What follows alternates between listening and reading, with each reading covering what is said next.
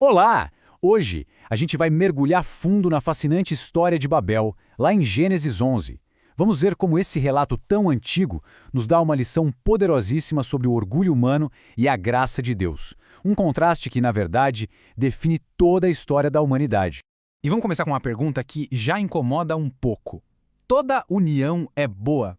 Sabe, a gente vive num mundo que prega a união a todo custo, né? Mas a Bíblia já começa nos dando um alerta aqui. Quando o propósito da união é errado, ela pode se tornar algo muito, muito perigoso. E olha só esse contraste. É preto no branco. De um lado você tem a ordem clara de Deus depois do dilúvio. Espalhem-se, encham a terra. Do outro lado, o projeto humano dizendo o exato oposto. Não, vamos ficar juntos para não sermos espalhados. Não tem como se enganar aqui. Isso não foi um erro de interpretação, foi uma rebelião de caso pensado. O que a gente vê acontecendo ali naquela planície de Sinear foi bem mais do que levantar um prédio, sabe? Foi a criação do primeiro sistema global totalmente unificado, em oposição direta a Deus. A humanidade, com uma só língua e um só objetivo, se organizou e se uniu contra o seu Criador. E essa citação, ela escancara o coração por trás de tudo isso. A frase-chave aqui é: façamos para nós um nome. O objetivo não era dar glória a Deus. Era exaltar o próprio homem. Era uma busca desesperada por fama, por um legado puramente humano, por uma segurança construída pelas próprias mãos. E isso, na teologia, tem um nome bem claro: humanismo. É a tentativa da humanidade de conseguir tudo: segurança, um sentido para a vida, até salvação, por conta própria, com a sua própria força, completamente à parte de Deus.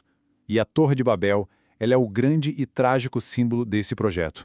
E aqui, a palavra de Deus nos mostra uma ironia profunda, cortante. O homem, todo orgulhoso, constrói uma torre para alcançar os céus, mas a obra dele é tão pequena, tão insignificante, que a Bíblia faz questão de dizer que o Senhor teve que descer só para conseguir vê-la. Isso mostra o abismo que existe entre a nossa arrogância e a glória de Deus. E então a gente vê como Deus age, e a intervenção divina não é impulsiva, é soberana, é metódica. Primeiro, ele observa a força que eles tinham por estarem unidos para o mal. Depois, ele diagnostica o perigo que aquilo representava. Então, ele age de forma decisiva, confunde a língua deles. E o resultado? O plano original de Deus se cumpre, mesmo que a força. É importantíssimo entender que essa intervenção tem uma natureza dupla. Foi um ato de juízo? Sim, com certeza. O projeto orgulhoso foi paralisado. Mas, ao mesmo tempo, foi um ato de profunda misericórdia. Ao limitar a capacidade do homem de se unir para o mal, Deus estava, na verdade, salvando a humanidade de si mesma. E é exatamente neste ponto que a narrativa de Gênesis dá uma virada espetacular. A câmera que antes estava mostrando o panorama geral de toda a humanidade rebelde, agora dá um zoom e foca num único ponto de luz, o início do plano de redenção de Deus através de uma linhagem escolhida. Sabe aquela genealogia que vem logo depois, que parece só uma lista de nomes difíceis? Pois é, ela não está ali por acaso. Ela é o funil da graça de Deus em ação. A história está sendo soberanamente afunilada, geração após geração, de Sem até chegar num único homem que iria mudar o curso de tudo. E o funil se fecha em Tera, que gerou Abrão.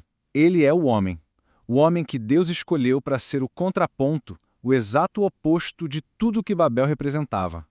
Onde a humanidade unida falhou em sua força, Deus iria começar algo totalmente novo através de um só homem em sua fraqueza.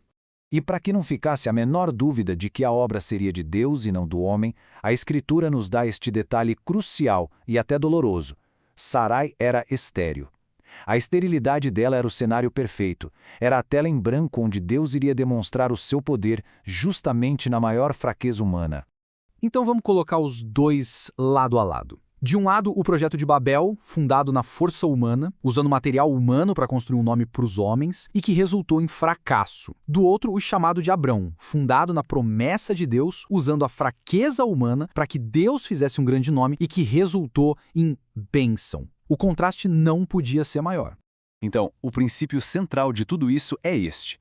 Onde a humanidade constrói para sua própria glória, o resultado é sempre o fracasso.